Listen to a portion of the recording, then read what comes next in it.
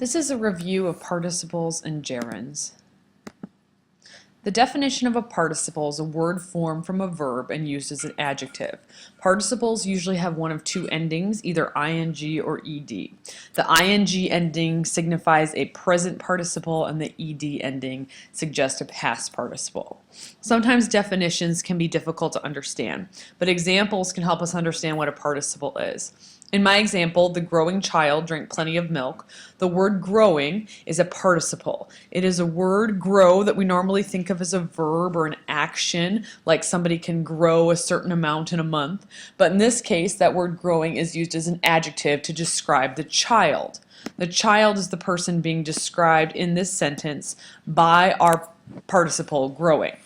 A gerund is a word formed from a verb and used as a noun. Unlike a participle, which is used as an adjective, a gerund is used as a noun.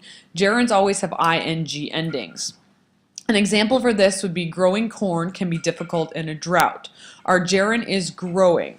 Growing in this case is not describing corn, it's talking about what is difficult in a drought. It's not that corn is difficult, but the act of growing corn is difficult.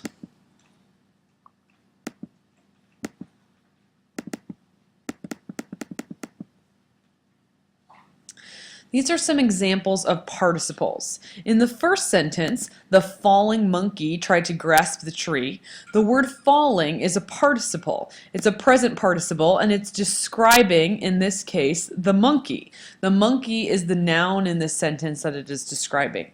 Participles do not always have to go right before the noun that they are describing. In the second sentence, confused, the student raised his hand in class, the word confused is a past participle describing the student.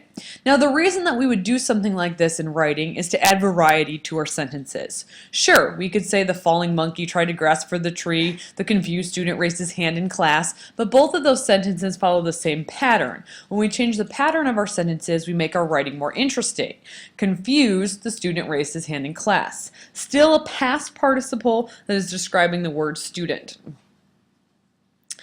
In my third example, after the concert was over, the singing prodigy signed autographs. The word singing is the participle describing prodigy, which is not only one of our vocabulary words, but which is also the noun in this sentence. In the fourth sentence, the drinking water is very cool because it's been in the fridge. The word drinking is a present participle that is describing the water. It's the type of water it is. It's not well water or spring water, it's drinking water. And then in the last but not least sentence, it says when she hit a deer, her crushed car needed to be repaired. The word crushed is being used as an adjective to describe the car.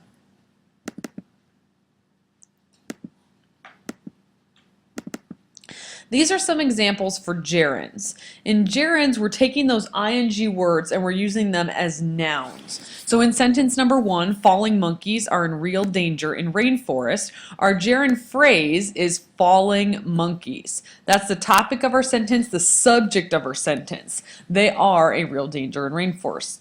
In sentence number 2, the teacher's problem was confusing students with too much information.